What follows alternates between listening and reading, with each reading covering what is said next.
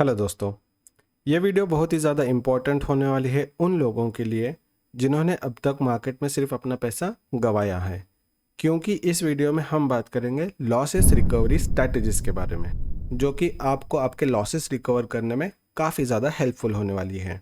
लेकिन before we start दोस्तों, अगर ये वीडियो आपको पसंद आए तो यार एक लाइक ज़रूर कर देना, और साथ ही साथ आपके जो भी एक्सपीरियंसेस रहेंगे आप वो कमेंट सेक्शन में ज़रूर से मेंशन कीजिएगा। ठीक है, let's quickly start this video. अब देखो, जब भी कोई एक नया ट्रेडर मार्केट में आता है तो उसको स्टार्टिंग में ज़्यादा कुछ पता नहीं होता है। वो सिर्फ एक्सपीरियंस लेने के लिए ट्रेड करता है।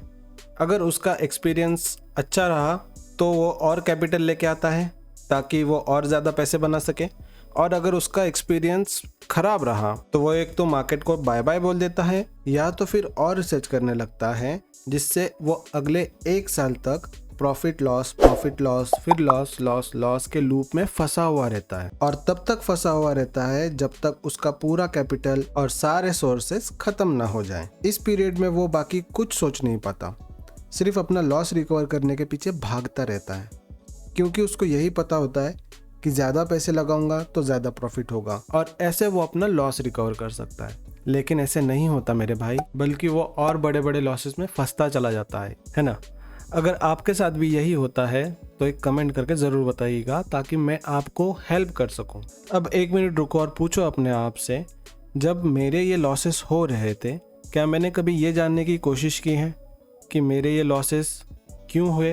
क्या आपको लॉसेस के रीजंस पता है? जेन्युइनली पूछो अपने आप से, why have made this losses. ज़्यादा नहीं, मैं बता रहा हूँ आपको, ज़्यादा नहीं, गिन चुन के सिर्फ 4 से 5 मोटे मोटे रीजंस होंगे जिसकी वजह से आपने लॉसेस किए हैं, और वो 4 to 5 रीजंस हमने अपने इसी चैनल पे ऑलरेडी डिस्कस कर लिए हैं, जो कि ये है। अगर आप मेरे चैनल पे नए हो तो इस वीडियो के एंड में ये वाला वीडियो आपको आ जाएगा, आप देख लेना।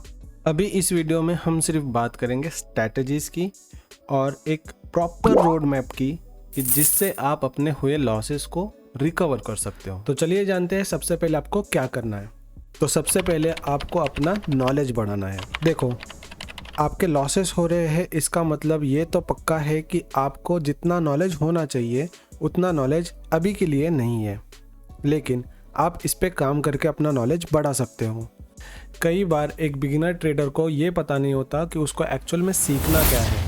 देखो, ट्रेडिंग करने के लिए ट्रेडिंग का 100% नॉलेज होना ज़रूरी नहीं है। आप 100% नॉलेज लेके भी सिर्फ उसमें से 30 to 40% यूज़ करते हो रेगुलरली, और उस 30 to 40% का मोस्ट ऑफ द पार्ट जो मैं ये 6 पॉइंट बता रहा हूँ आपको, इन 6 पार्ट्स में ही है। तो आपको सिर्फ ये 6 चीज़ें सीखनी है जिससे आप अपना बेसिक स्ट्रांग कर सकते हो। सबसे पहली चीज़ जो आपको सीखनी है वो है how to read charts read कर पाना, या फिर टेक्निकल एनालिसिस बहुत ही ज़्यादा इंपॉर्टेंट है ट्रेडिंग में, क्योंकि उसके बेस पे ही आप आगे ट्रेड ले पाते हो, राइट। तो इस वजह से आपको चार्ट्स रीड कैसे करते हैं ये आपको जानना बहुत ज़रूरी है। चार्ट्स पैटर्न के पीछे साइकोलॉजी क्या बिल्डअप होती है, उसके बाद एक्शन क्या लेना होता है, ये आपको जानना बहुत ही ज़रूरी है। तो पहली चीज़ जो आपको सीखनी है वो है how to read charts. Second topic जो आपको सीखना है वो है psychology of candlesticks.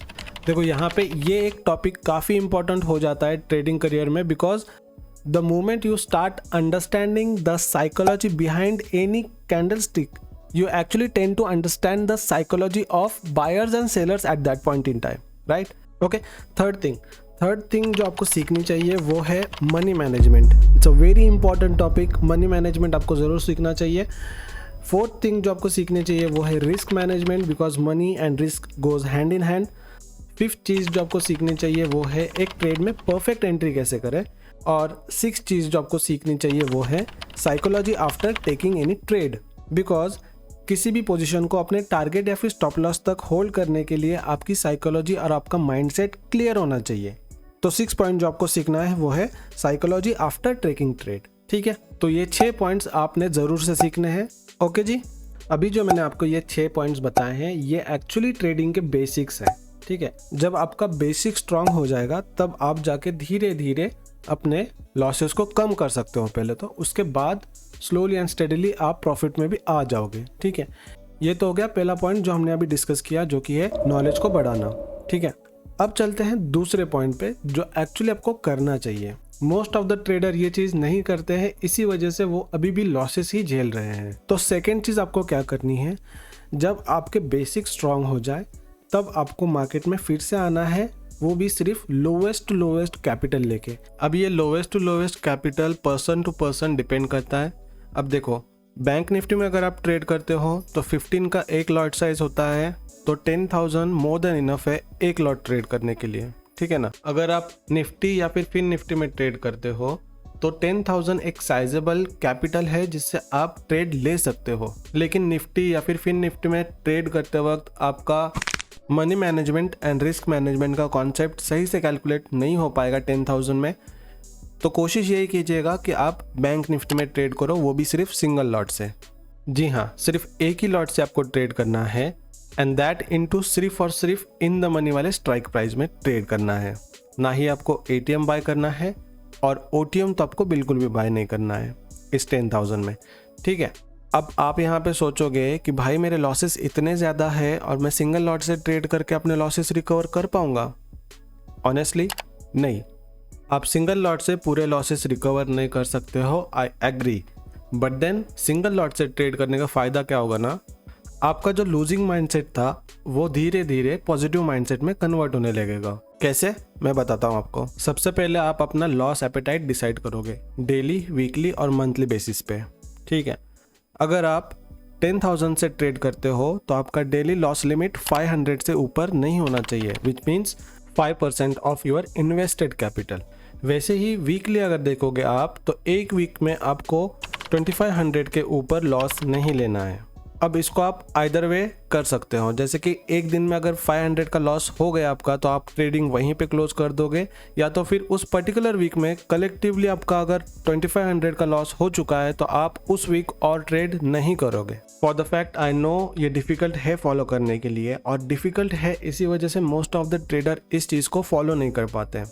As a result limit से ज़्यादा लॉस देख के ट्रेडर डिमोटिवेट होने लगता है और फिर वही लॉस रिकवरी के लूप में फिर से फंसने लगता है, ठीक है ना।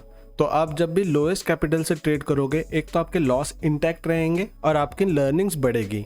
तो ये तो हो गया भाई सेकंड पॉइंट, जो कि आपको एक प्रॉफिटेबल ट्रेडर बनने के लिए करनी होगी। बात करते हैं थर्ड पॉइंट की, जो आपको एक प्रॉफिटेबल ट्रेडर की तरफ ले जा सकती है, जो कि है स्ट्रैटेजीज। अब यहाँ पे स्ट्रैटेजीज के बारे में बहुत ही ज़्यादा मिसकंसेप्शंस है ट्रेडर्स के माइंड में, बिकॉज ट्रेडर को क्या लगता है ना, उसको सारे स्ट्रैटेजीज आने चाहिए, बल्कि ऐसा है नहीं। स्ट्रैटेजीज का मीनिंग पहले समझ लो कि स्ट्रैटेजीज क्यों और क्या होते हैं, ठीक है। Strategy is anything that makes you enter in a trade, right. अब YouTube पे 100 से ज़्यादा स्ट्रैटेजीज ऑलरेडी है और सारे सीखने की ज़रूरत नहीं है। देखो, ट्रेडिंग में स्ट्रैटेजीज का होना is like your over trading को रोकना, राइट। जब भी आपका स्ट्रैटेजी चार्ट पे फॉर्म होगा तभी जाके आप एंटर लोगे, और आप ऐसे मल्टीपल स्ट्रैटेजीज अगर आपने एक्वायर कर लिए हैं तो आपको हर पैटर्न पे आपको अपना एंट्री पॉइंट दिखने लगेगा, which is harmful, which is leading you to do over trade. So the best way to deal with this is like आप 2 ही स्ट्रैटेजीज रखो, सिर्फ 2, और इन 2 स्ट्रैटेजीज में जब तक आपका सक्सेस रेशियो 80% के अबव नहीं जाता तब तक आप इस 2 स्ट्रैटेजीज पे ही प्रैक्टिस करते रहो। फिर चाहे वो कोई भी स्ट्रैटेजीज हो, जैसे कि trend line, support resistance, box trading, range trading, या तो फिर आप इंडिकेटर कह लो, प्राइस एक्शन। स्ट्रैटेजीज आप कोई भी यूज कर सकते हो, लेकिन 2 ही यूज करना, ठीक है। तो चलिए अब बात करते हैं फोर्थ एंड लास्ट पॉइंट के बारे में। फोर्थ पॉइंट जो है वो है फॉलो योर रूल्स। अब ये रूल्स सबके लिए अलग अलग हो सकते हैं, लेकिन जो मेन रूल्स है वो मैं आपको बता देता हूँ यहाँ पे। देखो, जब तक आप प्रॉफिटेबल ट्रेडर नहीं बनते ना, तब तक आप हीरो जीरो या फिर जैकपॉट ट्रेड के पीछे नहीं भागोगे। चार्ट पे स्ट्रैटेजीज फॉर्म होने के बाद फिर ही आप एंट्री लोगे, सही एंट्री मिलने पर ही आप एंट्री लोगे। उसके पहले आप बिना वजह बेवजह एंट्री नहीं करोगे, ठीक है। थर्ड रूल जो आप फॉलो कर सकते हो वो है कि एक दिन में 2 से ज़्यादा ट्रेड नहीं करोगे। अगर एक दिन में आपने एक ट्रेड लिया है और आपको लग रहा है नहीं और एक ट्रेड लेना चाहिए, तो मैक्स टू मैक्स 2 ही ट्रेड होने चाहिए, उससे ज़्यादा ट्रेड नहीं कर सकते आप एक दिन में, ठीक है। फोर्थ रूल जो आप फॉलो कर सकते हो वो है कि आपके जो भी ट्रेड्स होंगे आप उसको रीजन वाइज पूरा डिटेल में लिखोगे अपने ट्रेडिंग जर्नल में। ट्रेडिंग जर्नल मेंटेन करना शुरू कर दो, क्योंकि ये काफ़ी इंपॉर्टेंट एक टूल है जिससे आप अपने प्रॉफिट लॉस को ट्रैक कर सकते हो, और साथ ही साथ ट्रेड लेने के बाद आपकी साइकोलॉजी कैसे इम्पैक्ट होती है वो भी आप ट्रैक कर सकते हो इसमें। ठीक है। तो ट्रेडिंग जर्नल मेंटेन करना बहुत ही ज़्यादा ज़रूरी है।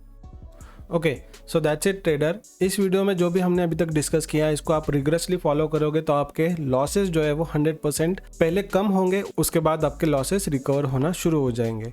ठीक है, आपको पेशेंटली सिर्फ प्रोसेस पे फोकस करना है, प्रॉफिट लॉस जो भी होगा वो मार्केट आपको दे देगा, है ना। तो देखो, अभी जो आपका लॉस है वो आपने एक दिन में तो नहीं किया था ना, तो वैसे ही एक दिन में आपका पूरा कैपिटल रिकवर नहीं हो पाएगा।